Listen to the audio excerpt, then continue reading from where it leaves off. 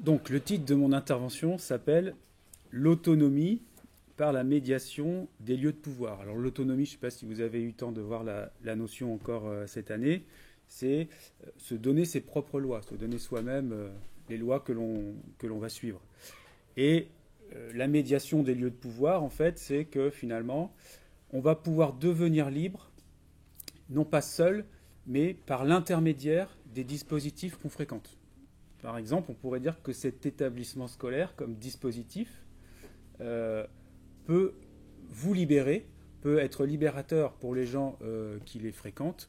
Par exemple, tout simplement parce que grâce à lui, on va apprendre on va apprendre des choses, on va être plus cultivé, je sais pas, apprendre des langues étrangères qui vont augmenter nos marges de manœuvre, nous donner des libertés, etc. Et donc, la question qu'on pose par rapport à ces dispositifs, c'est finalement, est-ce qu'ils ne sont pas nécessaires à notre liberté? Donc, pour réfléchir à la liberté d'un individu, il faudrait y réfléchir à titre individuel, mais aussi dans sa relation à l'État, mais aussi donc dans sa relation aux dispositifs qu'il fréquente quotidiennement. Ça peut être aussi la ville, ça peut être un hôpital, etc. Donc qu'est-ce que ces dispositifs font de nous? Comment ils nous transforment? Et en quoi peuvent-ils augmenter nos libertés? Alors, avant d'en venir à ça, je vais vous expliquer un petit peu ce que sont les micro-violences. Vous avez sans doute une idée, hein. Donc, les micro-violences, ce sont des violences qui sont difficilement perceptibles. Elles vont paraître complètement anodines. Et c'est justement ça qui fait leur force, c'est que comme elles sont difficilement perceptibles, finalement, on n'y fait pas attention, on ne réalise pas qu'elles ont un effet sur nous. Qu'elles sont des violences qui sont discrètes, et leur discrétion, comme je le disais, donc, les rend d'autant plus fortes, puisqu'elle rend les représailles difficiles. Si vous subissez une violence et que vous pouvez en déterminer la cause, vous pouvez essayer de faire arrêter la violence en vous attaquant à la cause. Or, si cette violence est minime, qu'elle est diffuse et qu'elle est polymorphe, qu'elle a plusieurs formes, ce sera beaucoup plus difficile de la repérer et donc de la contrer. Comment lutter en effet contre un ennemi dispersé? Donnons quelques exemples de micro-violences. Un individu fait des remarques à un autre sur ses vêtements, sa coiffure, ses actions, sa démarche, ses fréquentations, son travail, etc. Je fais exprès de répéter puisque souvent les micro-violences sont efficaces par petites touches en fait. Imaginez par exemple comme l'eau peut finalement réussir lentement à traverser une pierre, des gouttes d'eau. Au bout d'un très long moment, la pierre peut s'user et être traversée. Et bien là, c'est pareil, les micro-violences nous touchent très très lentement, comme je le disais, imperceptiblement. Ces remarques peuvent être très légèrement moqueuses, critiques, dédaigneuses, etc. Elles sont suffisamment hostiles pour que l'individu visé se mette à douter de lui-même à chaque fois, ça nous est tous arrivé, mais pas assez pour qu'il puisse être certain qu'elles sont intentionnellement hostiles envers lui. Et elles finissent par engendrer de la souffrance. Donc dans le cas là que je cite, c'est ce qu'on appellera le harcèlement moral, de la souffrance si elles sont répétées. La microviolence n'a l'air de rien si on la considère de façon isolée. Je ne peux pas reprocher à quelqu'un d'avoir regardé un peu avec une certaine attention, d'avoir fait une critique légère ou très insidieuse sur mon vêtement. Si jamais je lui dis qu'est-ce qu'il y a, qu'est-ce que tu veux, et tout de suite il va me dire mais rien du tout, tu te fais des idées. Donc il y a finalement cette microviolence, elle est masquée, elle avance de façon cachée, mais elle a quand même des effets. Elle paraît tout à fait anodine et il semble à première vue qu'elle ne cherche pas à nous nuire ou à nous instrumentaliser. Pour en repérer la violence, comme dans le cas du harcèlement moral, il faut faire une liste des petites brimades dont on a été l'objet, et seulement ensuite, avec le recul que l'on peut alors prendre devant l'accumulation objective de ces petites violences, il est possible de s'assurer que l'on est bien victime de micro-violences. On a cette idée chez Marie-France Irigoyen, qui est une spécialiste donc, du harcèlement moral, et qui explique dans ses livres et à ses patients qu'ils ne peuvent se défendre du harcèlement moral que justement en procédant à cette liste. C'est comme ça qu'ils vont se rassurer et se dire oui, je ne suis pas en train de me faire des idées, je suis bien victime de harcèlement. Et c'est aussi comme ça qu'ils vont pouvoir convaincre l'entourage. Et c'est très important d'avoir le soutien de l'entourage. L'entourage, si on lui rapporte 2-3 anecdotes, va avoir tendance à dire mais non, voilà, ça n'est pas tangible. Mais si la liste est longue, finalement, on peut réussir à le convaincre.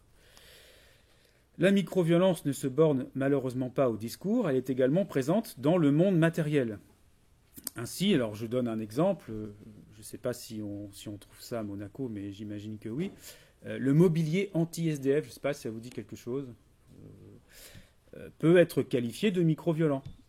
Il ne fait pas directement de mal à la personne qui aurait voulu s'asseoir ou se coucher, mais qui ne peut pas donc s'asseoir ou se coucher, parce qu'on a mis des pics, des plots, du grillage, des bancs, avec des accoudoirs centraux, on a ça maintenant dans la plupart des gares en France, qui sont donc mis en place pour éviter bien que des gens s'allongent. Donc ça n'est pas directement violent envers la personne qui voudrait s'allonger, mais si cette personne ne peut pas s'installer à cet endroit-là, il faudra qu'elle aille à un autre endroit, qui lui-même peut être préparé pour qu'il ne puisse pas s'installer. Et ça fait que, vous voyez, de manière invisible, en fait, on déplace une population. Donc ça peut être qualifié de microviolence, que ce soit pour les SDF ou même pour d'autres personnes, puisqu'on pourrait avoir envie, en étant très fatigué, de s'allonger dans une gare, par exemple, si par exemple, je sais pas, notre train a du retard, etc. Eh bien, si on le pouvait il y a quelques années, j'ai connu ça, aujourd'hui, ça n'est plus possible. Ainsi, plus largement encore, des aménagements dans les villes peuvent également participer à séparer des populations urbaines et périurbaines. Des parkings payants qui seront très chers, par exemple, feront qu'une partie de la population pourra aller dans certains quartiers et finalement une autre partie ne le pourra pas. Alors ici, c'est un cas particulier puisqu'il y a des problèmes d'espace, donc peut-être que ça serait discutable, cette perspective de microviolence. Essayez de voir en France plus largement. On peut aussi avoir des écoles réputées qui sont réservées à un public de proximité. On fait ça aussi en France. Vous avez ce qu'on appelle la carte scolaire et vous ne pouvez aller dans un établissement que si vous habitez dans le quartier. Et donc, si vous avez un établissement centre-ville et un établissement en périphérie, finalement, vous voyez bien que on ne va pas retrouver la même population. Du coup, on n'aura pas les mêmes résultats au bac. Du coup, les familles vont peut-être faire attention à aller plutôt dans un lycée que dans un autre en essayant de donner des adresses en ville, etc. Et ça fait un cercle vicieux. Les enseignants essayent de fuir certains lycées qui sont en périphérie, etc. Donc, simplement, pour une question d'emplacement, les lycées peuvent être à, 2 km d'écart. Finalement, ça change complètement la vie des usagers. Finalement, la vie même des quartiers. Donc, on peut séparer des publics avec l'implantation des lieux, mais ça peut être aussi des lieux culturels, où effectivement, en centre-ville, on va en trouver beaucoup plus qu'en périphérie. Des bureaux de poste, même des services de police ou de santé. Finalement aussi les investissements. Tout cela peut être inégalement réparti et de manière insensible avoir donc une incidence importante sur la vie des gens. La microviolence relève également de certains regards qui sont portés sur nous. Alors là, vous retrouvez ça chez Foucault dans Surveiller et punir, avec des très belles pages sur la surveillance, aussi sur l'examen. Foucault explique que c'est assez récent le fait qu'on examine comme ça les individus, ça date du XVIIIe siècle. Quand on faisait du compagnonnage, dit Foucault, le compagnon faisait à la fin de sa formation un chef-d'œuvre, et puis il y avait un jury qui regardait le chef-d'œuvre, et puis si c'était bien fait, on disait bon d'accord, tu peux maintenant être, je sais pas, menuisier, tu as fait tes preuves. Alors que maintenant c'est complètement différent. Le regard n'est plus à la fin de la formation, le regard est toutes les semaines. Toutes les semaines à peu près, vous avez au moins une interro dans un domaine, et on regarde ce que vous faites à ce moment-là, on surveille de plus près votre progression. Et ce n'est pas forcément une mauvaise chose, puisque finalement, ça permet sans doute une meilleure progression d'être regardé de près. Tout dépend comment c'est fait, tout dépend quelle est la fin de ceux qui le font. Donc la surveillance, montre Foucault, est devenue constante Et elle prend la forme de ce qu'il appelle l'examen. Vous avez beaucoup de pages là-dessus, encore une fois, très intéressantes, très abordables. L'employé et l'élève, par exemple, sont examinés très régulièrement. On relève les retards, les absences, les performances, les acquis. On va même un petit peu plus loin puisqu'on va supposer des potentialités, essayer de repérer un degré d'investissement, repérer des capacités, des dispositions. Vous voyez, finalement, c'est un examen très approfondi. On connaît même des éléments de la situation personnelle, etc. Cet examen minutieux et répété n'est pas en général mal intentionné, mais il peut tout à fait être instrumentalisé. Il sert aujourd'hui largement des intérêts qui ne sont pas ceux des individus, surtout dans le monde de l'entreprise en fait. Plus que leur épanouissement, on vise souvent aujourd'hui à satisfaire des indicateurs quantitatifs. On veut de la productivité, de l'efficience, de la flexibilité, et même finalement une participation volontaire.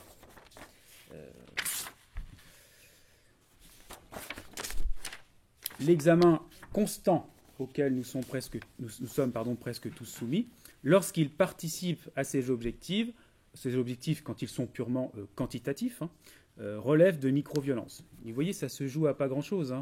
Il suffit, en fait, soit on prend l'individu pour fin, on se dit il faut l'émanciper, il faut qu'il acquiert de la culture, il faut l'accompagner dans son parcours, et à ce moment-là, tous ces outils sont éminemment utiles.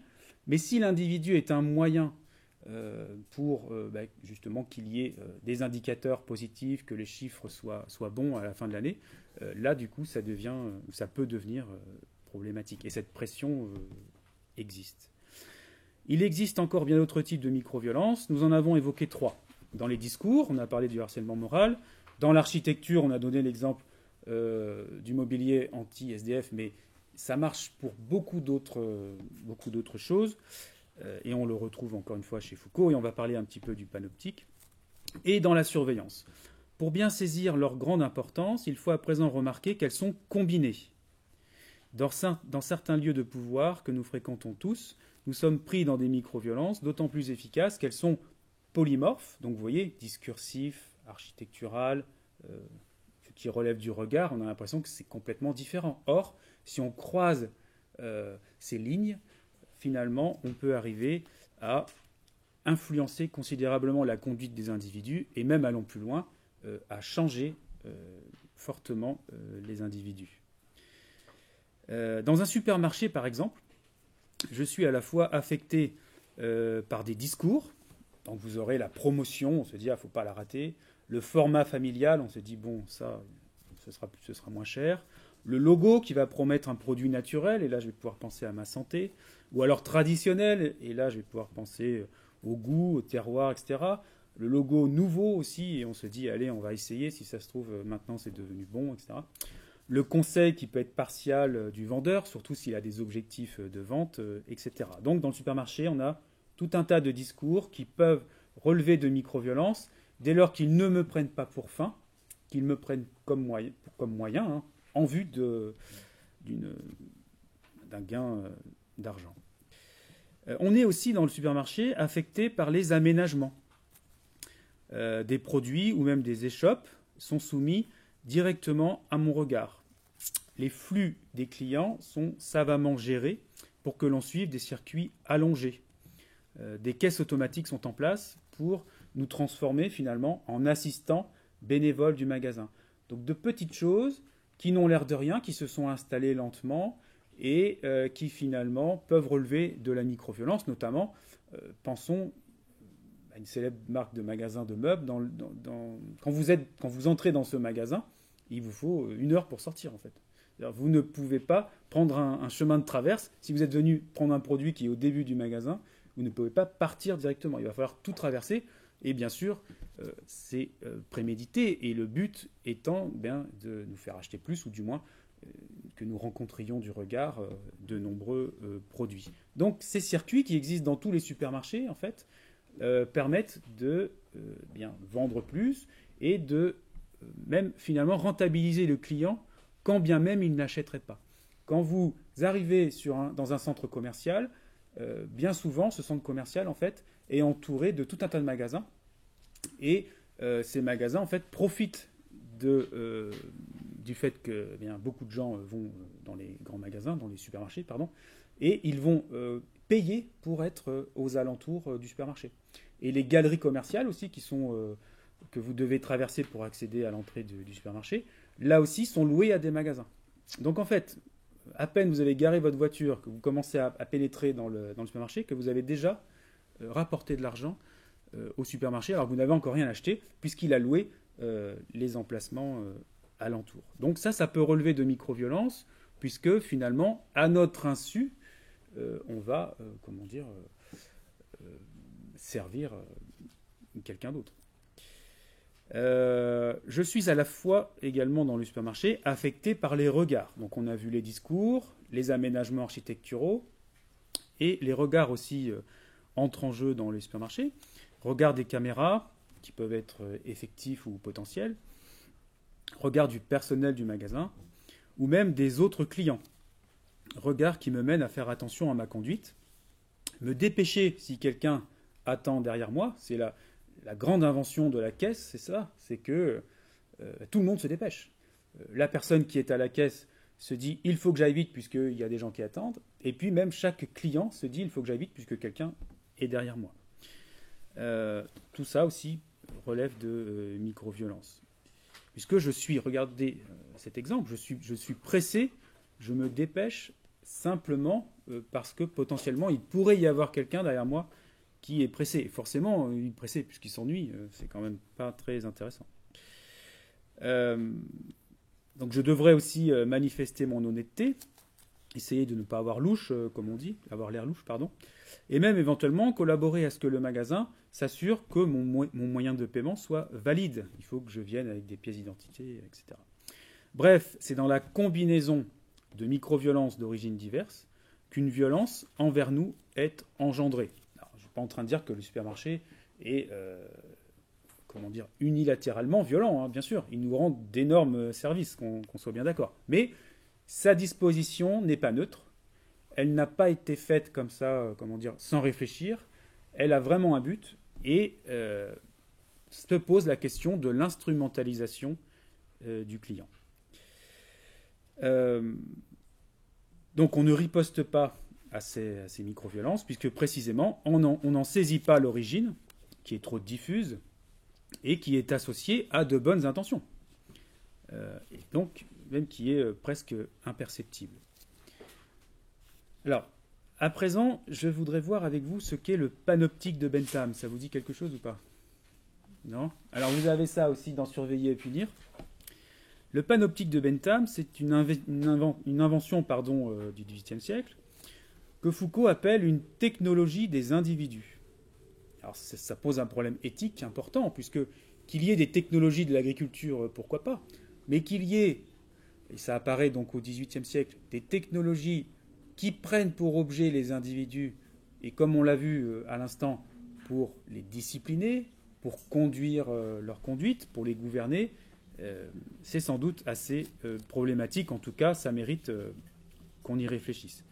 Cette technologie a pour but de polisser les individus, de les rendre disciplinés, donc Foucault, XVIIIe siècle, c'est-à-dire dociles et utiles. Ce sont trois mots utilisés par Foucault, rendre les individus disciplinés, dociles et utiles. Cette technologie existe toujours de nos jours et on peut même estimer qu'elle s'est largement améliorée, notamment grâce à l'informatique et à la mise en réseau des informations numériques. Cette technologie des individus existait dans certains lieux avant le XVIIIe siècle, mais au XVIIIe siècle, elle va se généraliser, dit Foucault, et toucher toute la population. Elle nous intéresse particulièrement parce qu'elle a le pouvoir de produire largement nos personnalités en nous assignant des identités et d'encadrer finement nos habitudes. Elle est porteuse de micro-violences, et c'est cela qui fait son efficacité. Ses actions sont diffuses, innombrables, inlassablement répétées et polymorphes.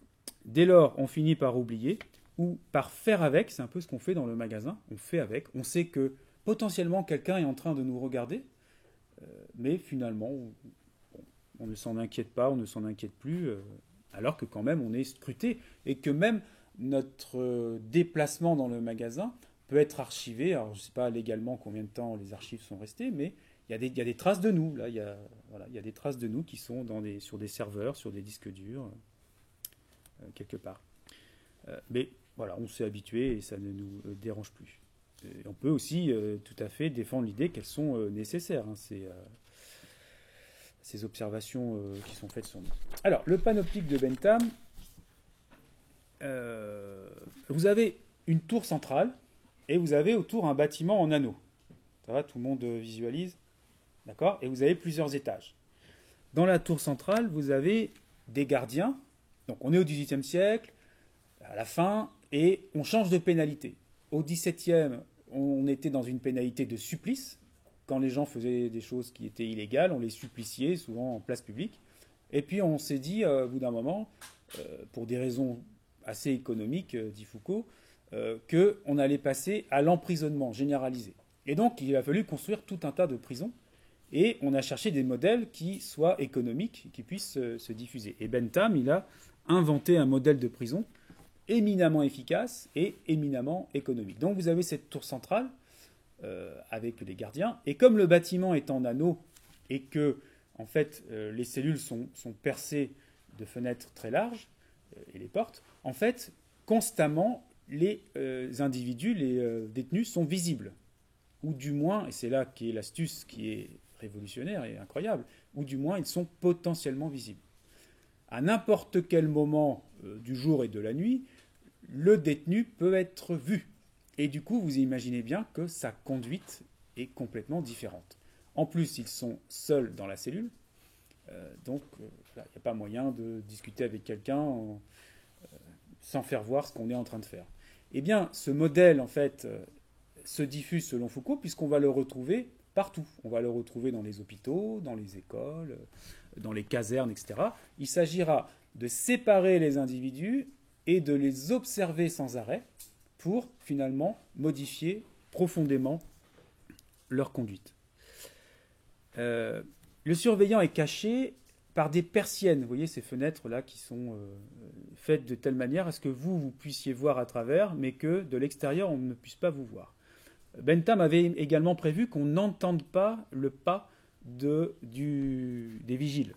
Du coup, encore une fois, le prisonnier pouvait à n'importe quel moment être vu et le pouvoir fonctionne, dit Foucault, du coup, de manière complètement automatique. Dans les prisons contemporaines, en tout cas en France, on a un système qui est similaire, c'est-à-dire que vous avez l'œilleton qui permet, avec un appareil qui permet d'allumer la lumière de l'extérieur, qui permet en une fraction de seconde qu'un gardien voit l'ensemble de la cellule.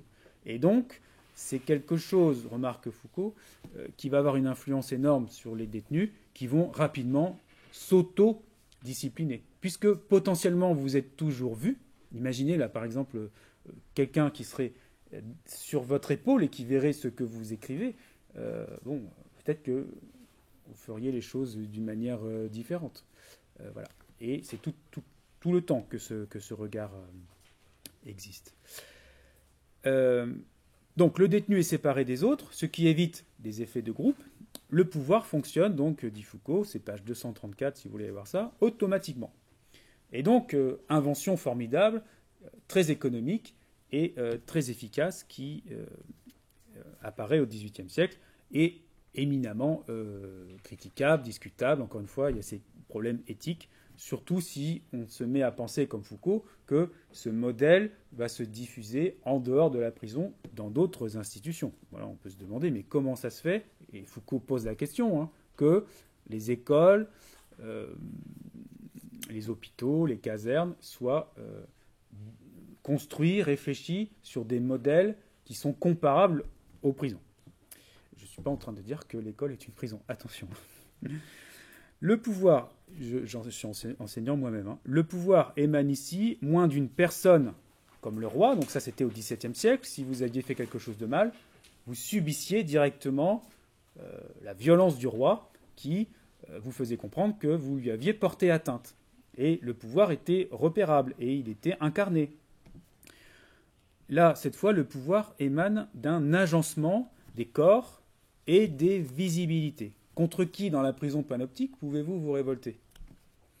Non pas un gardien en particulier, puisqu'il pourra changer. Et même, Bentham avait inventé un système étonnant où le directeur montait dans la tour pour surveiller les gardiens, et la population était invitée une fois par semaine à visiter la tour, donc il y avait un souterrain qui permettait de rentrer dans la tour, ce qui fait que la population elle-même surveillait donc gratuitement les détenus, mais également le directeur et les surveillants. Vous voyez, ça a été prévu de manière à ce que finalement cette surveillance soit automatique et que personne n'y échappe. N'importe qui peut surveiller, même un enfant qui pourrait monter, il pourrait dire « Ah, il y a un monsieur là qui se comporte bizarrement, etc. » Et surtout, l'usage de la force n'est pas nécessaire. C'est là que c'est éminemment économique.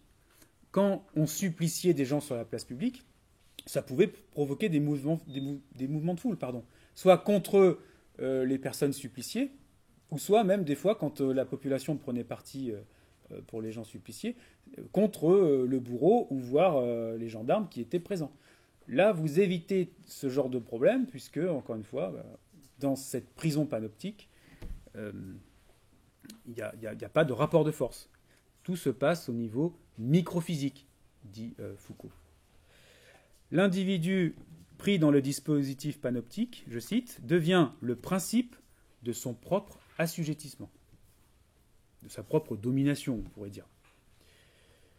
C'est lui-même qui se domine, c'est lui-même qui se contrôle, puisqu'il se dit « je suis peut-être regardé, je vais me tenir comme il faut ». Vous voyez ?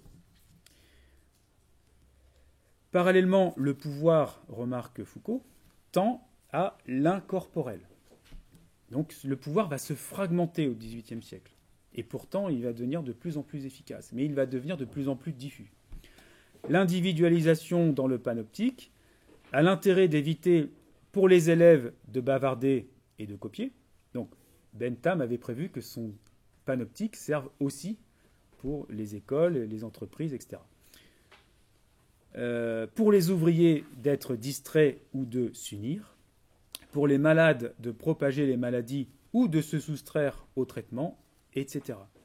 Elle permet aussi, cette individualisation, de faire des expériences et de modifier les individus. Et Foucault remarque au passage que de nouveaux objets de savoir apparaissent, et il réfléchit beaucoup à ce moment-là au développement de la psychologie, qui risquera de devenir complice de cette individualisation et de ce travail en détail sur chacun. Il est assez critique envers ça. Le panoptique est la figure idéale d'un mécanisme de pouvoir polyvalent. Je cite Foucault, « Chaque fois qu'on aura affaire à une multiplicité d'individus auxquels il faudra imposer une tâche ou une conduite, le schéma panoptique pourra être utilisé. » Et Foucault remarque que notamment c'est à cette époque que les armées deviennent très très efficaces. Puisque avant on prenait les plus costauds, on voyait physiquement à peu près comment ils étaient, on se disait ça va faire un bon soldat. Et au XVIIIe siècle, c'est plus du tout la même chose. On va faire énormément d'entraînement et travailler à ce que les soldats fonctionnent ensemble, qu'il y ait une espèce d'harmonie et que la force de tous soit bien supérieure à la somme de la force de chacun. Le panoptique doit permettre, selon Bentham, alors là c'est Bentham qui parle, XVIIIe siècle, cité par Foucault, de, je cite, réformer la morale. Donc vous voyez, il travaille sur les prisonniers, mais également sur la population avec son modèle, préserver la santé, revigorer l'industrie, diffuser l'instruction, alléger les charges publiques, établir l'économie comme sur le roc, dénouer au lieu de trancher le nœud gordien des lois sur les pauvres, tout cela par une simple idée architecturale. Fin de citation. Donc vous voyez, il est ambitieux quand même, la Bentham avec son modèle. Il va, si ça marche, changer le monde. Bon, eh bien, il est possible que finalement il ait vraiment changé le monde. Mais sans qu'on lui en attribue la paternité, parce que ce modèle a été copié, décliné, mais en tout cas, pour Foucault, c'est une invention extraordinaire, qui change absolument tout dans les rapports humains. Foucault, je le dis pour être précis, est bien sûr éminemment critique envers cette invention. Le schéma panoptique veut majorer les forces sociales, c'est-à-dire augmenter la production, améliorer la santé de tous, développer l'éducation, rendre les gens plus moraux, etc., en agissant de façon continue et détaillée sur tous, mais sans violence brusque. C'est d'ailleurs sans doute pour ça que ça marche aussi bien, d'accord ? Parce que quand on nous dit adopte telle conduite, sinon on va te contraindre par la force, ça marche beaucoup moins que si ça a lieu de manière diffuse, bien sûr. Avec le panoptique, selon Foucault, les dispositifs disciplinaires vont pouvoir se diffuser dans toute la société. On en vient, dit-il, à une surveillance généralisée et à une société disciplinaire. Vous avez ça, page 244. On observe effectivement une multiplication et une homogénéisation des institutions disciplinaires, donc au XVIIIe siècle. Sommes-nous, de la même façon que les prisonniers de la prison panoptique, même si c'est à un degré différent, sommes-nous gouvernés par des dispositifs qui nous font prendre des habitudes et même qui nous font intérioriser des normes? Est-ce qu'on serait nous-mêmes dominés par des dispositifs de pouvoir qui nous transforment profondément, avec la distinction que j'ai faite tout à l'heure, en disant que cette transformation n'était pas forcément problématique. Si elle me libère, si elle m'émancipe, si elle m'améliore, si elle me rend plus moral, etc., pourquoi pas? Après, la question est celle des critères. Qui décide que ceci est moral et ceci n'est pas moral, vous voyez? Et se pose aussi la question du consentement des individus, puisque ça a lieu de manière diffuse, et de leur implication dans l'élaboration des critères. Alors, on peut poser la question, qui est à l'origine de l'organisation de la société? Est-ce que c'est l'État et à travers lui les citoyens? On peut demander si aujourd'hui, dans certains pays, le gouvernement des individus ne trouverait curieusement pas moins son principe dans l'État que dans de nombreux lieux, donc les usines, les écoles, les hôpitaux, les casernes, les villes en général, les centres commerciaux, les transports en commun, etc. Donc de nombreux lieux qui encadrent considérablement nos actions en leur sein. Ces lieux, on peut les nommer à la suite de Foucault des dispositifs de pouvoir. C'est là-dessus que j'avais fait ma thèse, sur les dispositifs de pouvoir. Ils ont tous un trait commun, ils gouvernent nos conduites imperceptiblement. Pensez à ce que je vous ai dit sur le magasin, qui nous fait faire un circuit, qui fait attention. En fait, le magasin, je ne sais pas si vous savez, mais étudie ce que nous regardons. Il capte notre attention et il va marchander les endroits que nous regardons le plus. Par exemple, si vous voulez, vous voyez, on imagine là vous avez un rayon de magasin. Les côtés qu'on appelle les têtes de gondole sont beaucoup regardés par les clients. Et du coup, si vous un jour vous produisez quelque chose et que vous voulez mettre vos produits dans un supermarché, si vous demandez à être en tête de gondole, en fait, vous allez payer. Vous voyez le paradoxe? C'est-à-dire que pour vendre un produit dans un magasin, vous allez être obligé de payer sous forme de ristourne au moins. Mais vous voyez, le magasin, en fait, tire profit de cet emplacement. Et c'est pareil quand vous êtes devant le rayon. Si vous voulez être ici, et surtout à gauche, puisqu'on fait une lecture des rayons comme on lirait une page avec des phrases, si vous voulez être en haut à gauche, eh bien, là aussi, il faudra payer, ou du moins, il faudra être arrangeant sur les prix, etc. Parce que si vous vous retrouvez tout en bas et éventuellement à droite, vous allez beaucoup moins vendre, en fait. Puisqu'on a remarqué que le fait que les gens regardent en face d'eux, prennent prioritairement ce qu'ils peuvent attraper avec la main, et du coup, ce sont des emplacements très prisés. Et c'est pas pour rien que souvent on retrouve les marques du magasin lui-même, et qui en plus va en profiter pour en mettre beaucoup. Plus vous multipliez les paquets de jambon, par exemple, et vous avez vu comment ils sont faits. Ils sont faits de manière à tenir le plus de place possible. Quand vous ouvrez, vous dites, mais pourquoi le paquet est aussi gros alors que le jambon il est petit dedans? Donc, en fait, on prend de la place et c'est parce qu'on s'est rendu compte qu'on vendait mieux. Donc, vous voyez, votre attention est éminemment étudiée et elle est instrumentalisée, cette attention. Et on ne perd rien puisque même pendant que vous attendez à la caisse, on vous met des petites choses qui provoquent éventuellement des achats d'impulsion, un peu de bonbons, un journal pour le programme télé, etc., des chewing-gums, voilà. Là aussi, c'est un moment dont on tire profit finalement. Donc, pour penser à ces dispositifs de pouvoir et pour se rendre compte que par des micro-actions, ils conduisent mes conduites, ils me gouvernent, pensez au supermarché. Et dites-vous que chez Foucault, d'autres dispositifs font des choses similaires. Et bien souvent, c'est pour notre bien. Quand, par exemple, on nous empêche de traverser la rue en mettant des barrières en métal qui nous forcent à faire le tour pour traverser sur le passage piéton, ça n'est pas une violence et ça n'est pas une instrumentalisation, c'est de la sécurité. Hein. C'est une bonne invention, cette idée. Mais quand on nous détourne de notre chemin pour nous faire passer devant des magasins, là, on n'est plus, encore une fois, dans la sécurité ou dans l'idée de prendre pour fin les individus, les protéger, etc. Là, on est dans l'instrumentalisation des individus, où on fait faire un détour pour pouvoir vendre, sans que les gens aient été consultés. Alors, ces dispositifs ont tous un trait commun, ils gouvernent nos conduites imperceptiblement. Parfois, cet encadrement est bienvenu, comme je l'ai dit, il renforce la sécurité routière, il peut nous inciter à moins polluer, il peut favoriser l'assimilation des savoirs, il peut prévenir les accidents du travail, etc. Mais souvent, cet encadrement est malvenu.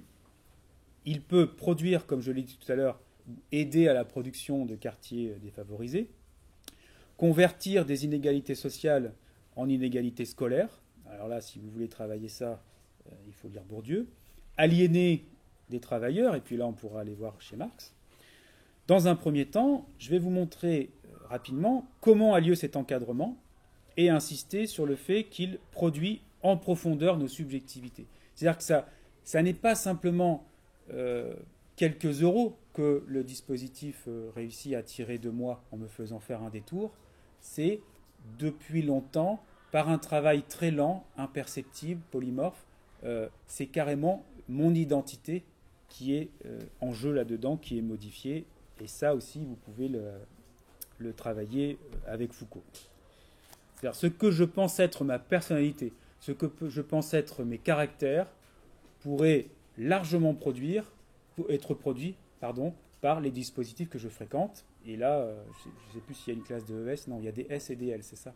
D'accord. Bon. Eh bien, les ES étudient la sociologie. Et en sociologie, on montre l'importance, justement, du social, des endroits dans lesquels on vit, sur, justement, la production de cette individualité, de ces caractères, des caractères dont je crois qu'ils m'appartiennent. J'ai l'impression que c'est mon essence, que c'est moi, que c'est, que j'ai toujours été comme ça. Eh bien, en réfléchissant au dispositif de pouvoir, on se pose la question, ai-je été produit tel que je suis? En quoi ma personnalité est-elle un produit du monde extérieur? Et donc, si on est d'accord sur ce postulat, on doit être très vigilant sur l'organisation des dispositifs, puisque ce sont eux qui me façonnent. Alors, dans un second temps, je remarquerai que, puisque les dispositifs de pouvoir nous façonnent, tout autant qu'ils nous encadrent, il est dès lors urgent d'en revendiquer la maîtrise. Si un établissement, si une entreprise change ma personnalité, à ce moment-là, il faut que je fasse attention. Que fait-elle? Que font-ils? Que font-ils de moi? Et il ne s'agit pas de les détruire ou forcément de les critiquer du fait qu'ils agissent sur moi, mais d'y participer. De dire, ça nous change, soyons acteurs de ces institutions pour nous changer nous-mêmes. C'est pour ça que je vous parlais de liberté, en fait.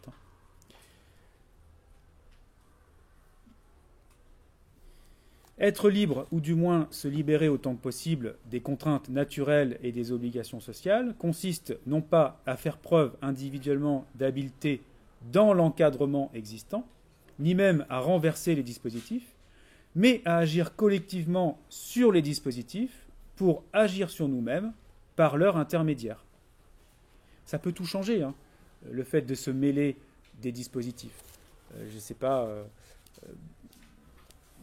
mes élèves, par exemple, là, militent pour avoir un temps de déjeuner plus long et pour avoir éventuellement un temps pour faire la sieste.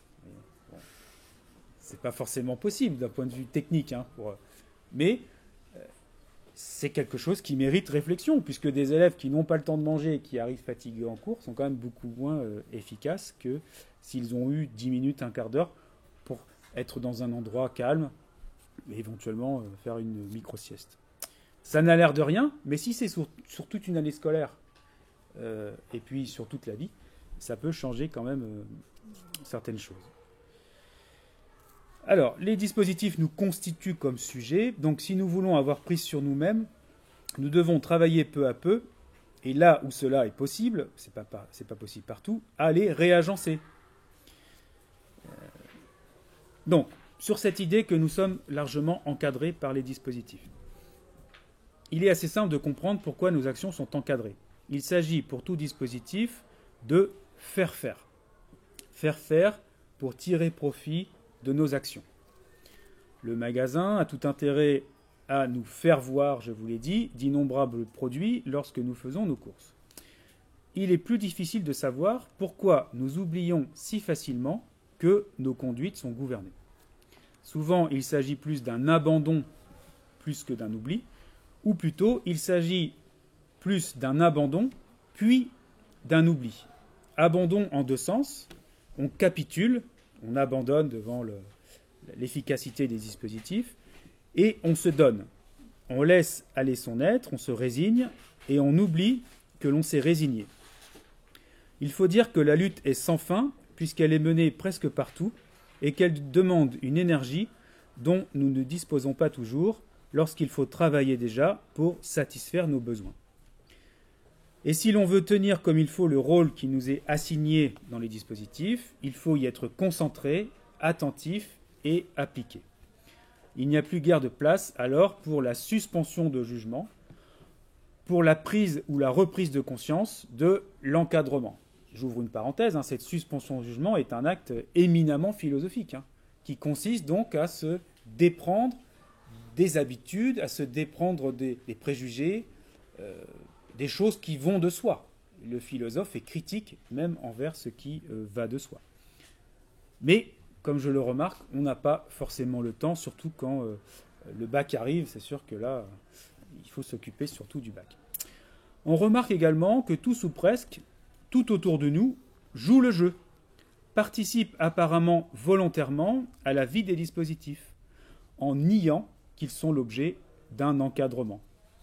Dès lors, il apparaît impensable, impossible et indicible que l'on puisse s'estimer encadré puissamment. Et Bourdieu remarque que, en fait, plus on a une position favorable dans le dispositif, moins on a tendance à remarquer qu'il y a des rôles, que cela est relativement fictionnel, que ça pourrait être autrement. Et pour se rendre compte que ça peut être autrement, il suffit simplement de changer de dispositif. J'ai enseigné dans plusieurs lycées, et à quelques kilomètres d'écart, vous aviez des règles qui étaient différentes, des manières de fonctionner qui étaient différentes. Et quand vous vous rendez compte de la différence, la contingence, autre terme philosophique important, la contingence éclate. Le fait que ça puisse être autrement.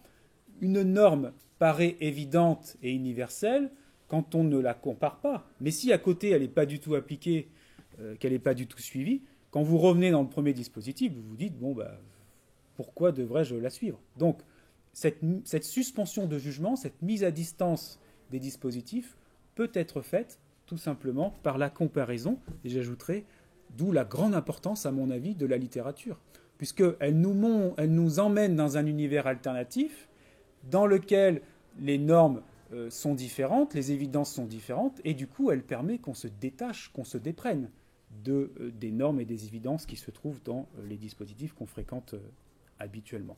Donc, énorme avantage de la littérature et du cinéma pour cette mise à distance, mais aussi énorme désavantage, puisque elle va nous différencier, éventuellement créer un malaise et rendre problématique notre relation aux autres. Donc, il faut avoir une relation, mesurée à cette littérature ou à ces films pour ne pas non plus se couper du monde.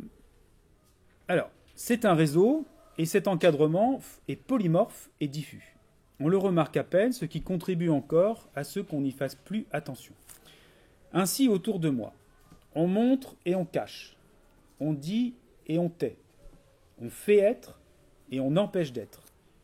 Et cela va plus loin encore, on me pousse à montrer ou cacher certains aspects de mon être, à dire ou à taire certains discours, et à être d'une certaine façon plutôt que d'une autre. On encadre insensiblement ce que je vois et ce que je montre de moi, ce que j'entends et dis. Là, par exemple, c'est moi qui parle depuis au moins une demi-heure, et vous n'avez pas la parole. D'accord ? C'est encadré.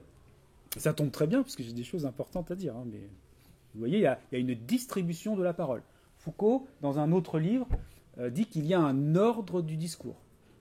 N'importe qui, dit-il, ne peut pas dire n'importe quoi, n'importe où, n'importe comment, de n'importe quelle manière. D'accord ? Si l'un de vous vient là, me pousse pour prendre la parole, ça ne durera pas très longtemps. D'accord ?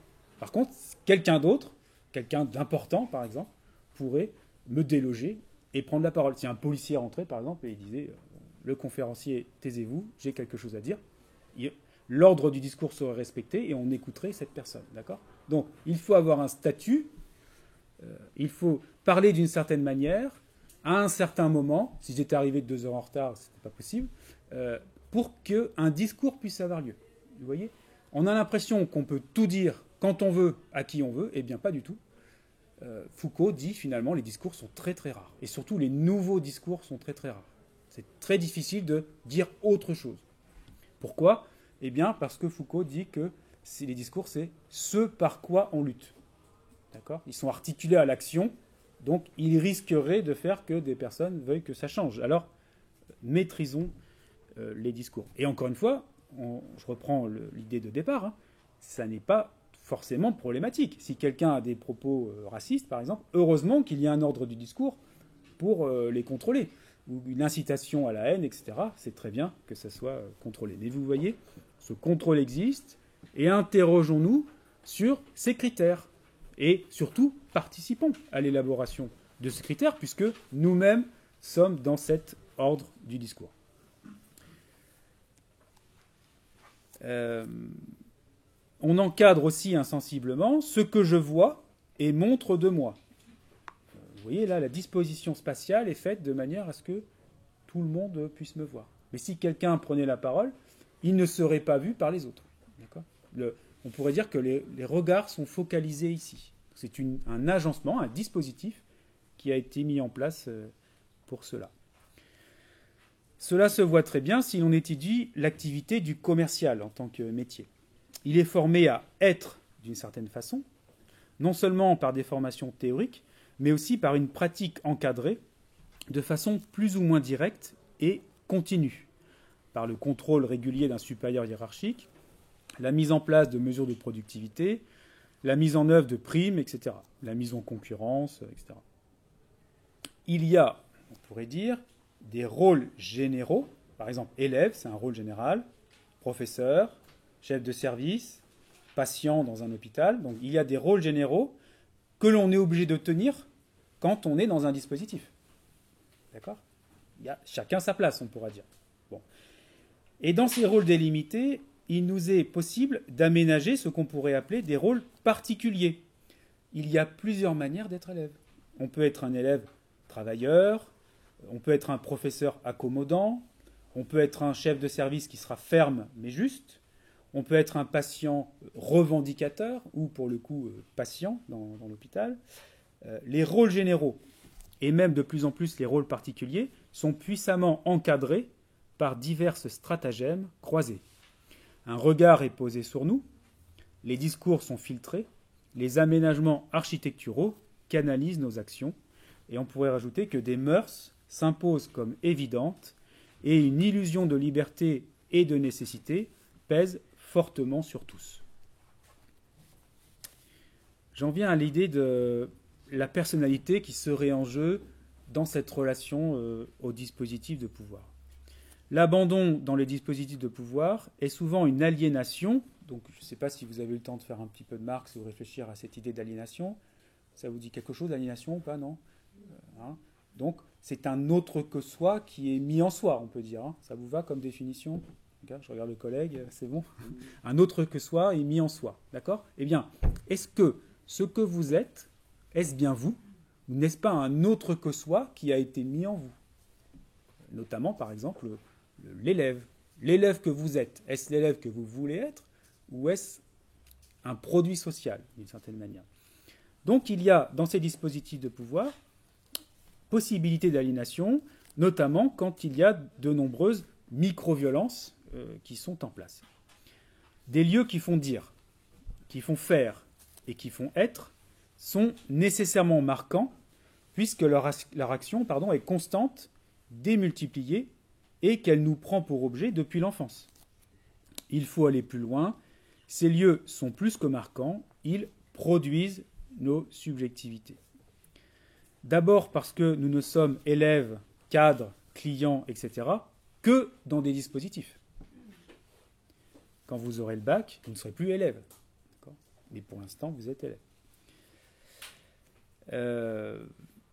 Ensuite, même nos manières d'interpréter ces rôles, on a vu qu'un élève pouvait avoir tout un tas de...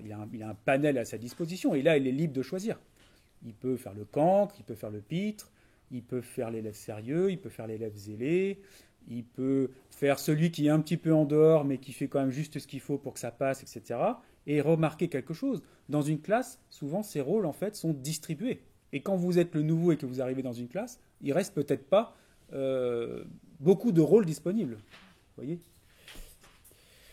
Donc des conduites sont encouragées par 1000 stratagèmes empiriquement accumulés. Il n'y a personne qui met en place volontairement ces micro-violences. Elles sont empiriquement...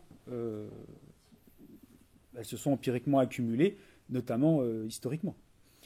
Pour faire certaines actions, par exemple une conduite automobile prudente, ou un travail scolaire méthodique, ou une politesse envers le client, nos êtres sont canalisés.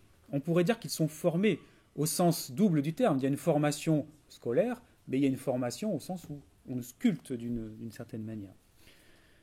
Nous prenons des habitudes qui déterminent profondément en nous nos manières de penser, de percevoir, de réagir, de nous comporter, d'agir, etc., ce qu'on appelle le savoir-être, par d'innombrables petits déterminismes, ayant tous l'apparence d'être inoffensifs si on les considère un à un.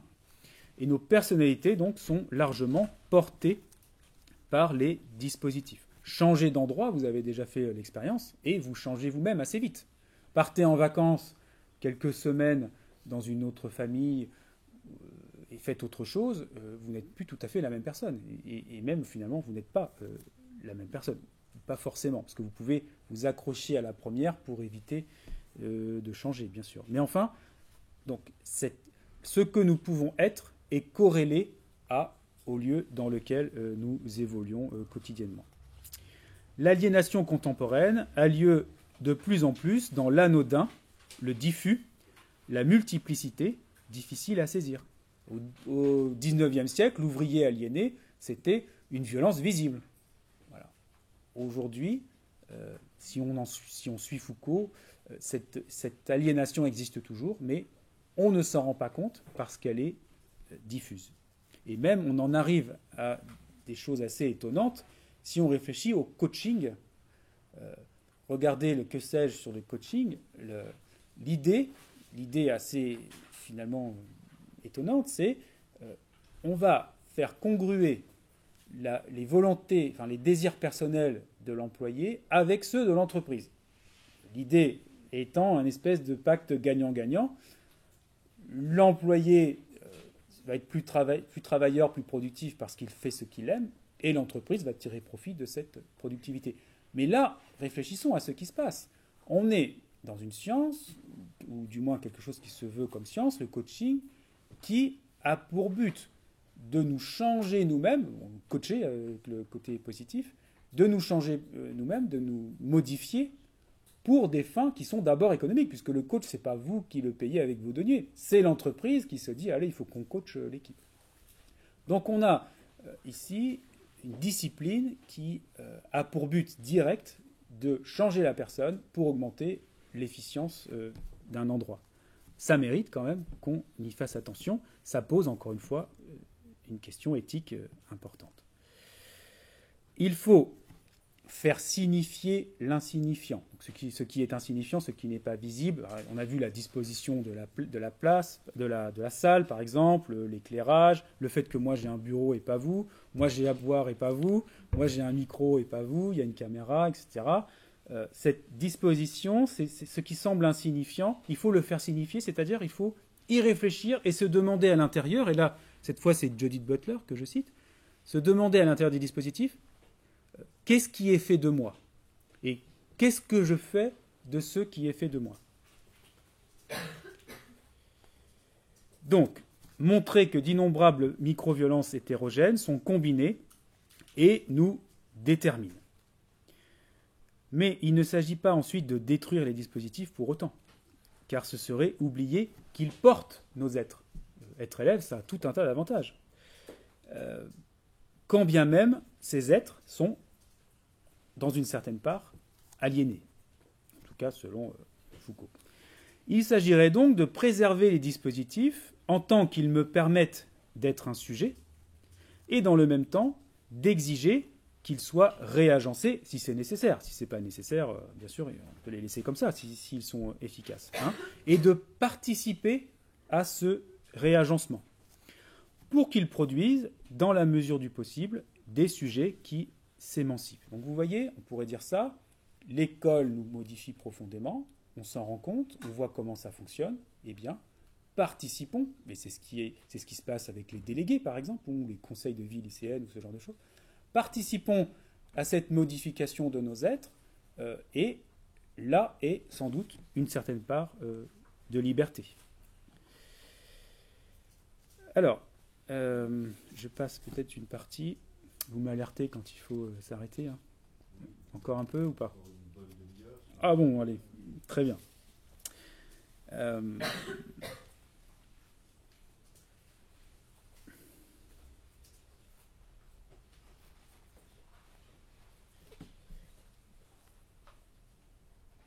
Alors, les dispositifs de pouvoir portent manifestement des intérêts qui ne sont pas ceux de tous.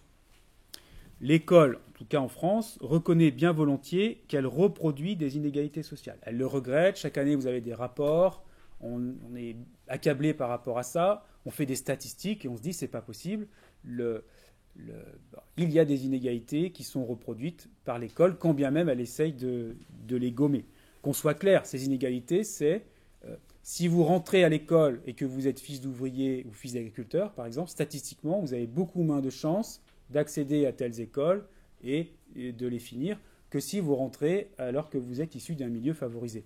On appelle ça la reproduction sociale puisque finalement, eh bien, ce sont les mêmes catégories sociales qui se retrouvent dans les positions sociales favorisées. Et entre les deux, vous avez l'école qui essaye d'avoir un travail homogène, égalitaire, et qui essaye de donner sa chance à tout le monde, mais statistiquement, pour l'instant, ça ne marche pas. Le pourcentage de réussite en médecine, par exemple, pour un étudiant un lycéen qui aurait fait un bac professionnel en France, on doit être, je sais pas, 0,1%. Pareil pour un bac technologique, et voilà, si ça n'est pas un bac S, c'est pareil, c'est éminemment difficile. Donc, pour l'instant, on se focalise un peu sur les individus en se demandant qu'est-ce qu'ils n'ont pas fait dans l'école, mais le ministère de l'Éducation nationale s'interroge également, encore une fois énormément, quelle est la part de responsabilité dans l'institution par rapport à la reproduction de ces inégalités. Et là, vous pouvez aller lire Bourdieu si vous voulez creuser cette histoire. Donc on a des dispositifs finalement qui ne marchent pas très bien. Le supermarché assume son principal objectif, faire acheter pour s'enrichir. Les entreprises, de leur côté, se disent contraintes à exiger toujours plus de leurs employés. Les fins des dispositifs ne coïncident pas souvent avec celles de la majorité des individus. Mais peut-on donc les réagencer pour que non seulement ils servent les intérêts de tous, mais encore pour qu'ils soient le support à des identités non aliénées? J'utilisais tout à l'heure le terme d'émanciper. Et ça peut passer par de la contrainte. Regardez, ici, personne ne regrette qu'on les conduit à apprendre à lire, à écrire. Ça participe de notre liberté. C'est absolument nécessaire que chacun ait ses connaissances. Donc, la contrainte n'est pas forcément une mauvaise chose. Mais la contrainte est intéressante si elle mène à la liberté, si elle mène à, le mot que j'ai utilisé en tout début, si elle mène à l'autonomie. C'est-à-dire, on apprend à l'individu à se donner à lui-même ses propres règles. Mais le sait-il dès la naissance? Je ne crois pas. Et les dispositifs, en tout cas, peuvent faire cet apprentissage. Donc, on passe par de la contrainte, paradoxalement, pour créer de la liberté. En théorie, si les sujets sont aujourd'hui largement produits par les dispositifs à travers d'innombrables micro-actions, alors il doit être possible, dans certains d'entre eux, de modifier la combinaison des micro-actions afin de faire en sorte qu'elles servent les individus, soit en neutralisant ou repoussant l'aliénation dont ils sont l'objet, soit même en les organisant, les dispositifs, pour qu'elles produisent des sujets que ceux-ci ont choisi d'être. Ça doit vous paraître obscur ce que je suis en train de dire. Pensez à la maison. Quand on aménage sa maison, on peut avoir une vie différente. On peut changer la personnalité des différents membres de la maison. Un exemple tout bête. En famille, manger devant la télévision.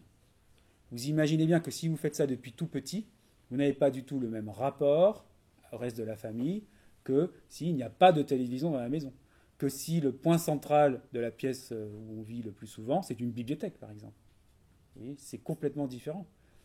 Le sujet de conversation éventuel sera différent, puisque si la télé est là et qu'éventuellement c'est fort, on risque de parler de ce dont on parle à la télé.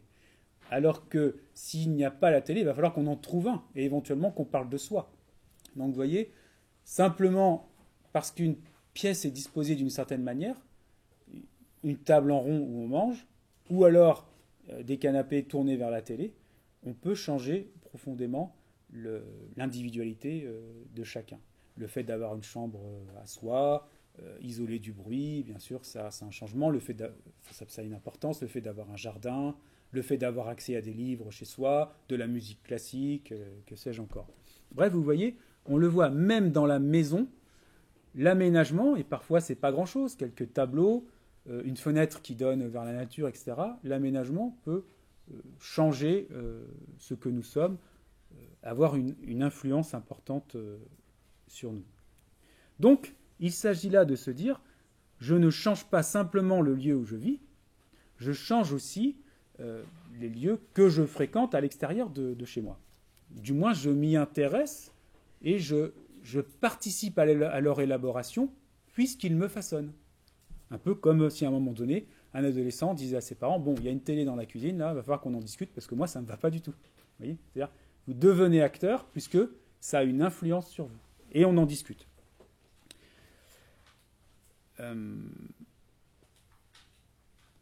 Donc on peut sans doute agir en profondeur sur soi à l'échelle des micro-actions, en reconfigurant localement des dispositifs. Donc si on veut changer, peut-être qu'il ne suffit pas de prendre des décisions, de dire « allez, je fais un régime » par exemple, mais qu'il faut changer les petites choses qui nous entourent pour pouvoir être autrement.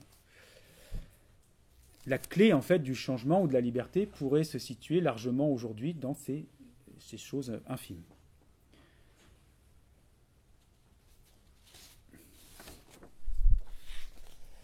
Alors, en théorie, il est donc possible de réagencer des dispositifs et même d'en créer certains. On pourrait créer des dispositifs à partir de cette théorie que tout se passe dans le monde microphysique par des petites choses.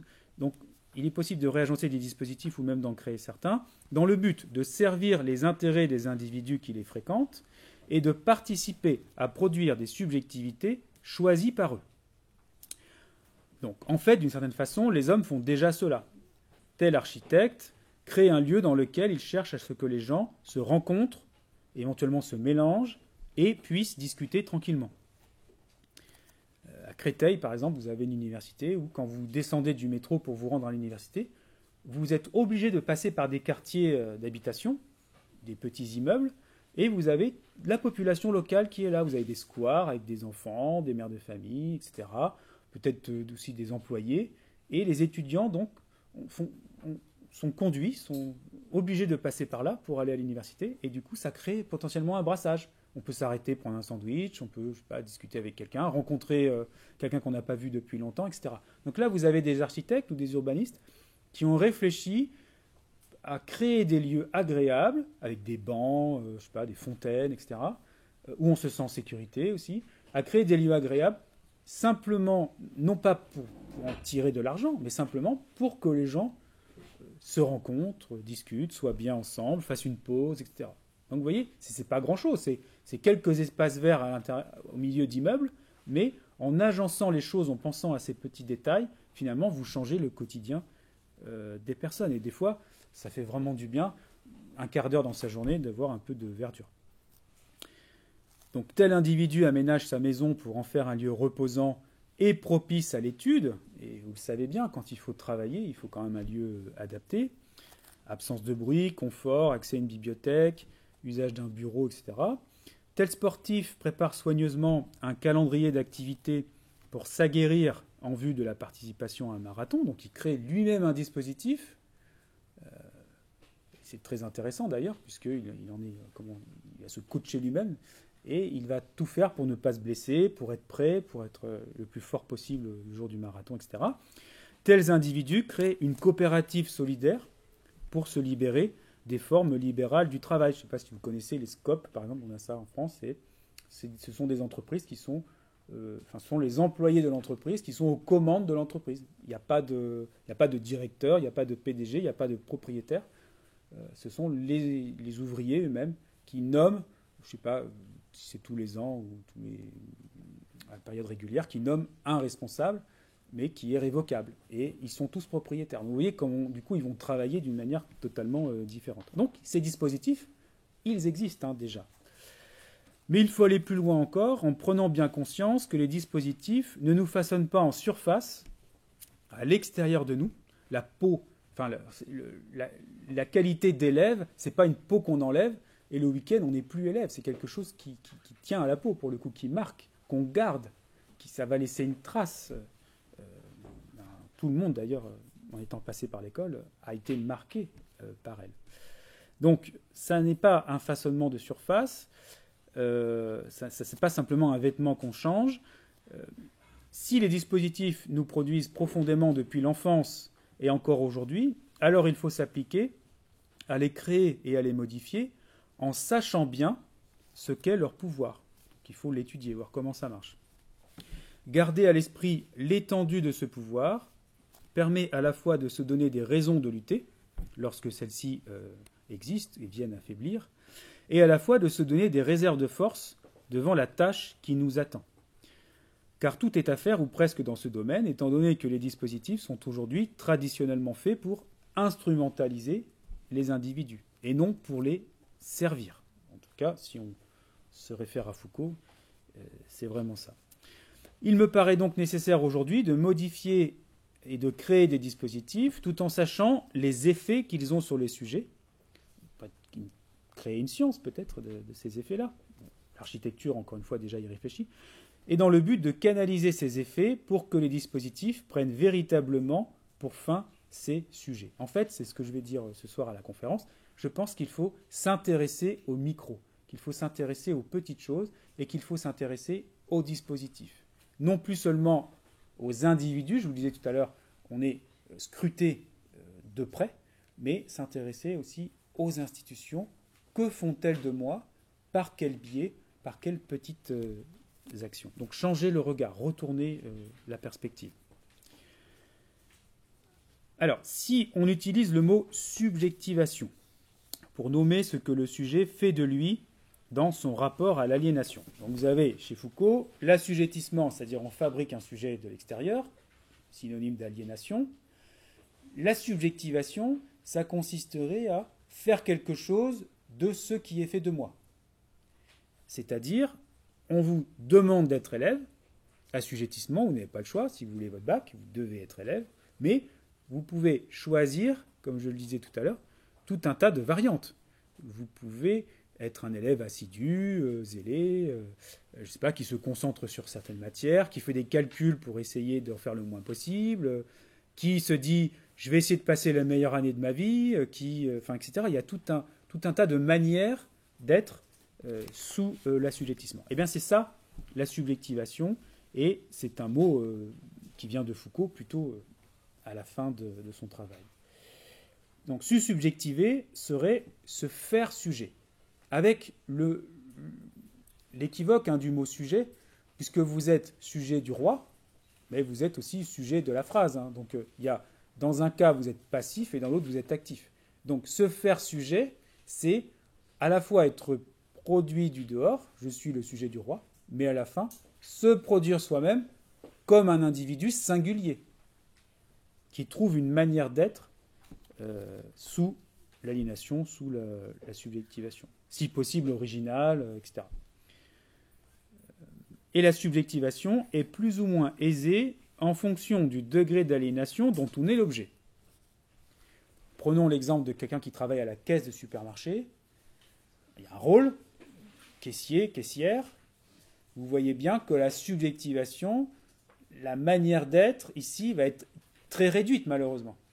Le caissier ou la caissière ne va pas pouvoir développer quelque chose de très singulier qui va faire qu'on va la reconnaître et qu'on va se dire je vais absolument passer à cette caisse, même si elle a queue, parce que cette caissière est formidable. Vous voyez ça. Comme vous n'avez pas le temps de parler, que ça va très vite, et que finalement même les clients ne font pas bien attention à vous, il n'y a pas de rôle particulier là qui peut être développé. Donc en fait, il y a certains dispositifs qui permettent des subjectivations très diverses et d'autres qui appauvrissent les possibilités. C'est ce qu'on pourra appeler des marges de manœuvre. On dira qu'un sujet a des marges de manœuvre plus ou moins grandes en fonction de ce degré d'aliénation et de ses propres ressources. Les marges de manœuvre permettent de produire et de maintenir une subjectivation. Donnons un exemple pour que ça soit plus clair. Un infirmier soumis à des impératifs de productivité qui mettent en péril la qualité de son travail. On a ça en France, c'est très malheureux. Chaque année, il faut que les hôpitaux économisent 3 ou 4% en plus par rapport à l'année dernière. Et là, c'est de plus en plus difficile pour les personnels soignants. Par exemple, en maison de retraite, pas loin d'où je travaille, les personnes qui doivent faire la toilette des retraités ont 7 minutes pour faire la toilette. Vous imaginez, pour la personne, en 7 minutes, qu'est-ce que vous voulez faire? C'est vraiment trop court, surtout si la personne est difficile à lever, etc. Et au niveau de la relation sociale, si c'est la seule personne que la personne âgée va voir dans sa journée, elle aura le droit à 7 minutes, quelqu'un qui ne sera pas attentif puisqu'il est occupé, et puis sans parler de l'employé lui-même, qui va être vraiment fatigué, puisqu'il va falloir qu'il fasse je ne sais pas combien de personnes dans la journée. Donc il y a ces impératifs de productivité qui sont malheureusement importants. Alors il y a des raisons, c'est tout à fait explicable, puisque s'il y a des restrictions budgétaires, il faut bien faire avec. Mais en tout cas, il y a une souffrance importante. Donc notre infirmier, son rôle général, c'est infirmier, qui va essayer de se subjectiver, c'est-à-dire trouver un rôle particulier dans lequel il sera heureux ou le moins malheureux possible. Il peut, en étant virtuose, c'est-à-dire en développant une grande dextérité, de l'ingéniosité, éventuellement en s'associant avec ses camarades, il peut réussir à se ménager du temps qu'il va consacrer à certains malades. Et il va se transformer ici, sous l'aliénation, en infirmier attentionné, parce qu'il aura aussi été infirmier virtuose. Vous voyez, grâce à ces marges de manœuvre, il aura réussi à rendre son inscription dans le dispositif supportable, voire même heureuse. Et là, c'est bénéfique pour tout le monde, puisqu'il fait le travail comme il faut, lui-même est content de faire son travail, et l'employé, les usagers sont aussi très contents, puisqu'ils ont affaire à un infirmier attentionné. Donc, quand il y a une pression qui est faite sur nous, mais qu'on a des marges de manœuvre importantes, on peut y arriver et avoir ce que Jody Butler appelle une vie vivable. Maintenant, le problème, et on retrouve notre caissier ou notre caissière des supermarchés, c'est qu'en est-il quand les marges de manœuvre sont extrêmement réduites? Quand ce caissier ou cette caissière ne va pas choisir ses horaires, aura des horaires morcelés, à temps partiel, et donc un salaire minime, etc., une habitation potentiellement loin du magasin, etc., quelles seront ces marges de manœuvre? Et à ce moment-là, vous voyez que on peut tomber dans la micro-violence, on peut tomber dans la violence. Dans notre exemple, la subjectivation bénéficie à tous, donc l'infirmier, l'hôpital, le patient, la société. Mais malheureusement aujourd'hui, pour préserver nos marges de manœuvre, il nous faut très souvent empiéter sur celles d'autrui. C'est-à-dire que si cet infirmier, par exemple, prend du temps en se disant « je vais privilégier le qualitatif sur le quantitatif », eh bien, il pourrait multiplier le travail de ses collègues, qui du coup auront moins de marge de manœuvre, qui du coup non seulement se plaindront, mais ne pourront pas être tels qu'ils ont envie d'être. Eh bien, à un moment donné, dans les dispositifs, on en arrive à cette situation qu'on se marche sur les pieds. C'est-à-dire que nos marges de manœuvre deviennent tellement réduites qu'on est obligé d'empiéter sur celles des autres et que de la souffrance apparaît. Je me souviens d'une élève en terminale S qui devait avoir, je crois que c'est plus de 15 de moyenne à l'année, mais surtout, elle devait être, je ne sais plus, dans les 10 premiers de sa classe. Vous voyez ? Donc, ça pouvait être très bien, ça pouvait être facile, mais manque de bol pour elle, elle était dans la meilleure classe du lycée, ça aurait pu être éminemment difficile et être une souffrance incroyable pour elle, d'être obligée de se dépasser et surtout de peut-être ne pas pouvoir collaborer avec les autres, puisqu'au final, il fallait qu'elle soit classée dans les 10 premiers. Donc vous voyez, si la marge de manœuvre se réduit trop, la souffrance peut être importante dans les dispositifs. Bon, elle est arrivée à faire son école d'architecture. Pour garantir les subjectivations que nous élaborons, nous mettons en difficulté autrui, lorsque lui-même élabore et protège sa subjectivation. Et moins notre position sociale est élevée, donc ça c'est Bourdieu qui le montre, moins nous avons en général de marges de manœuvre qui sont permises par le statut, les moyens financiers, le capital culturel, le capital social, etc. Et plus il est difficile de trouver une subjectivation heureuse et choisie.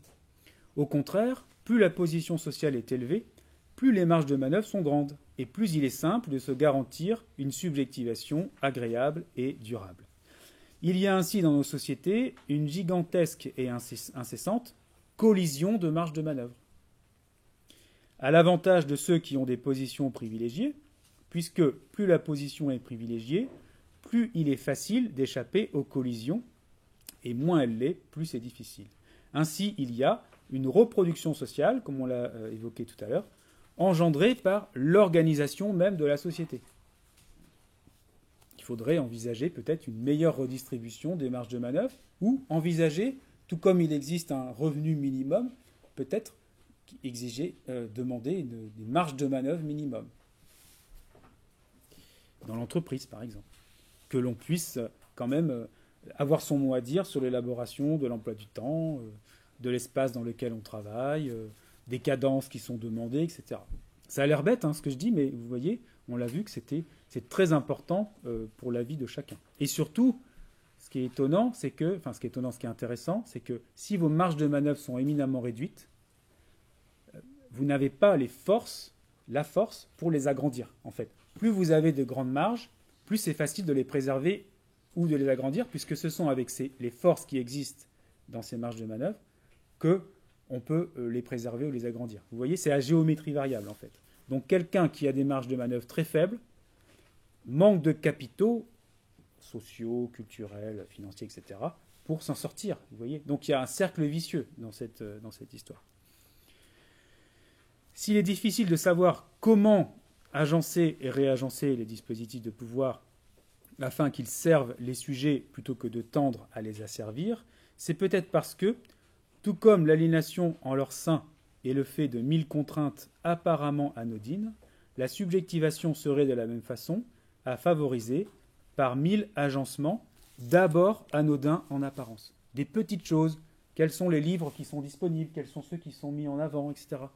Finalement, pourraient avoir beaucoup plus d'importance que ce que l'on peut penser au départ. Il faudrait donc chercher patiemment, du côté de l'insignifiant, pour soutenir des subjectivations à l'aide des dispositifs. Il me semble que les dispositifs de pouvoir ont développé une aliénation profonde par un long travail de tâtonnement empirique et par une simple imitation de procédés efficaces dont on ne comprend pas toujours les ressorts, mais qui se diffusent partout dans le monde et dans de nombreuses activités. Et là, vous pouvez réfléchir à l'essor du Fordisme ou l'essor du Toyotisme. Et en tout cas, la thèse de Foucault, c'est que cette invention du panoptique, en fait, a été reprise, plus ou moins consciemment, par tout un tas de dispositifs pour pouvoir être économiques dans leur fonctionnement. Il faudrait sans doute chercher à favoriser des subjectivations de la même façon, donc en faisant un travail sur les petites choses, c'est-à-dire par une recherche patiente et empirique. Je sais pas, essayer de mettre de la musique classique pendant les pauses et puis voir ce que ça fait sur les individus, et éventuellement le garder ou pas. Peut-être que c'est en cherchant ces petites choses finalement qu'on réussira à modifier les dispositifs quand c'est nécessaire. Car s'il faut, pour révéler des combinaisons utiles, travailler avec ce qui semble d'abord insignifiant, alors un travail intellectuel n'y suffira pas.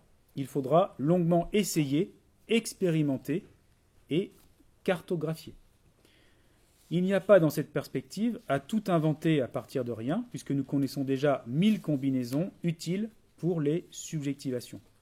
Un jardin agréable, une bibliothèque tranquille, une promenade au grand air qui favorise la rêverie, une terrasse de café sur une place ensoleillée, une œuvre d'art, etc., sont autant de dispositifs au sens large qui proposent en bonne part ce que nous cherchons. Il s'agit de multiplier nos rapports avec eux et d'en inventer de nouveaux en connaissance de cause. C'est-à-dire ne pas simplement savoir confusément que quand régulièrement je vais me promener dans un parc, ça me fait du bien, ou quand je regarde la mer, c'est apaisant, mais développer une conscience de cela, s'en rendre compte, et du coup, on pourrait, ici reprendre Foucault, développer une esthétique de l'existence, une éthique qui prenne en compte ces petites choses qui me font du bien, en les gardant précieusement pour pouvoir les réutiliser. Il s'agit de multiplier donc nos rapports avec eux en connaissance de cause, c'est-à-dire en sachant pourquoi et comment ils nous sont nécessaires, en gardant à l'esprit que le sujet est profondément en jeu dans les dispositifs, on devient plus exigeant envers eux et on entreprend de vouloir les changer lorsque c'est nécessaire. Ainsi, contre l'aliénation qui se développe empiriquement à travers des dispositifs de pouvoir, ne pourrait-on pas répliquer par une libération et une autodétermination appuyée elle-même sur des dispositifs empiriquement réagencés ? Diverses épreuves attendent celui qui aurait décidé de réagencer des dispositifs de pouvoir, même si l'on donne à des individus la possibilité d'une large autonomie dans l'agencement d'un dispositif, ils pourront prudemment se borner à reprendre des agencements existants, même lorsqu'ils savent que ceux-ci sont imparfaits. J'ai remarqué ça. J'ai travaillé dans une structure dans laquelle le chef d'établissement nous a laissé une autonomie totale. Eh bien, qu'est-ce qui s'est passé, à mon grand étonnement? Plutôt que de se dire, ah bien, on remet tout à place ce qui ne nous plaisait pas et on fait les choses autrement, on s'est mis à faire exactement comme on faisait avant quand il y avait un chef d'établissement. Vous voyez ? C'est très étonnant. C'est-à-dire, vous donnez la liberté, l'autonomie aux personnes, mais elles n'ont pas forcément l'idée, je sais pas, la créativité nécessaire. Elles ne se saisissent pas forcément de cette chance. Et peut-être heureusement, puisque si elles avaient décidé d'inventer quelque chose, ça n'aurait pas forcément marché. Mais c'est très étonnant le fait que même en enlevant finalement un supérieur hiérarchique, les conduites peuvent rester tout à fait les mêmes. Donc si on voulait modifier les dispositifs, il ne s'agirait pas seulement de donner le pouvoir aux acteurs, il manquerait autre chose. Et on peut se demander quoi, et c'est une question éminemment philosophique à mon avis. Et on peut penser à Kant, là où dans Qu'est-ce que les Lumières, vous avez l'individu voilà, qui peut avoir peur d'un petit fossé. Hein, alors qu'il y a juste à sauter, mais parce qu'on lui a expliqué que non, il n'était pas capable, qu'il fallait que ce soit d'autres personnes qui décident de la voie à suivre. Donc la liberté ne suffit pas. Sans doute a-t-on une inclination par contre acquise à reprendre ce que l'on connaît, au moins parce que c'est facile, peut-être aussi parce qu'on ne se fait pas assez confiance. Comment expliquer que les individus ne s'emparent pas toujours de la possibilité qui leur est donnée d'une plus grande marge de manœuvre dans leur subjectivation. Alors chez Kant, c'est pas, c'est quand même que les individus seraient assez fainéants, qu'ils manqueraient de courage. On peut penser que beaucoup de personnes s'estiment satisfaites de ce qu'elles sont dans les dispositifs, notamment, comme je l'ai dit, lorsqu'elles en tirent profit. À ce moment-là, elles n'ont pas intérêt à ce que l'équilibre change. Elles estiment qu'il serait risqué pour elles de changer une organisation dont elles tirent des bénéfices. Une reconnaissance, un partage des tâches avantageux, un salaire, etc. Elles peuvent aussi s'identifier au rôle qu'elles ont dans un dispositif. Reprenons l'exemple de l'infirmier virtuose attentionné qui a peut-être mis longtemps avant de trouver et de construire cet équilibre. Donc si on proposait un changement, lui, il pourrait y être rétif, puisqu'il a patiemment construit son personnage, il s'est patiemment subjectivé sous l'aliénation, et il pourrait être très inquiet à l'idée de perdre cet équilibre. Et donc, c'est ce qu'on appelle dans le monde de l'entreprise, il y aurait une résistance au changement. Que manque-t-il alors si la liberté ne suffit pas ? Il manque sans doute la prise de conscience que j'ai évoquée, qui consiste à réaliser à quel point les dispositifs nous produisent profondément, pour ensuite saisir qu'il est alors nécessaire que les hommes se les approprient. Mais il est sans doute naïf de penser que cette idée puisse se diffuser suffisamment et qu'elle ait l'effet attendu. D'un point de vue théorique, on peut se demander s'il ne serait pas possible de mettre en place une stratégie de la tache d'huile, donc au sens où quelque chose se répand lentement, par capillarité. Il s'agirait de produire des dispositifs qui deviennent des modèles, tout comme le panoptique de Bentham est devenu un modèle qui a, si l'on en croit Foucault, été à l'origine de la société disciplinaire dans laquelle on vit. On pourrait imaginer des contre-modèles, des lieux qui fonctionnent tout à fait autrement, qui fonctionnent très bien. Par exemple, les scopes dont je vous parlais, imaginez qu'elles soient très rentables, très concurrentielles, finalement, avec des taux d'accidents très bas, des taux de maladies professionnelles très bas, etc. Ça pourrait donner envie à d'autres de faire la même chose, vous voyez. Donc, une idée pratique pourrait consister à modifier des dispositifs ou en créer d'autres qui servent de modèle pour rassurer autour, pour donner envie que ça soit suivi. Bien sûr, de tels dispositifs existent et provoquent déjà cette envie. Mais comme je l'ai proposé plus haut, il me semble que cette action serait plus efficace en connaissance de cause, en ayant à l'esprit le fait que les dispositifs produisent profondément les sujets. Il est sans doute possible alors en plus de pouvoir mieux les agencer, de pouvoir mieux montrer en quoi ils sont enviables, lorsque c'est effectivement le cas. Il est sans doute important que des dispositifs de subjectivation, je rappelle, se faire sujet, trouver à s'aménager un être à l'intérieur de la contrainte, des dispositifs de subjectivation, donc qui seraient des dispositifs agencés intentionnellement pour libérer des sujets et porter des subjectivations, il est sans doute important que ces dispositifs de subjectivation existent et se revendiquent comme tels. Car parfois, certains dispositifs peuvent aspirer au changement sans pour autant oser mettre en place une alternative qui n'aurait pas été testée déjà par ailleurs. Donc il y aurait une communication à faire de la part de ces dispositifs alternatifs pour essayer de servir de modèle. Avec, on retrouve là tout à l'heure ce qu'on a évoqué, l'ordre du discours. C'est-à-dire, est-ce qu'on voudra les entendre ? Est-ce qu'ils ne seront pas discrédités ? Auront-ils voix au chapitre ? Voilà. Pourront-ils communiquer ? Avec quels médias, etc. Alors, on pourrait dire qu'il ne suffit pas que les sujets aient une marge de liberté dans un dispositif pour que celui-ci soit alors toujours modifié dans l'intérêt des sujets. Une preuve par l'exemple est également aujourd'hui nécessaire, qui montre manifestement que certains agencements sont effectivement libérateurs, que le dispositif reste efficace dans une certaine limite. Et par exemple, je vous disais, une coopérative avec des comptes équilibrés.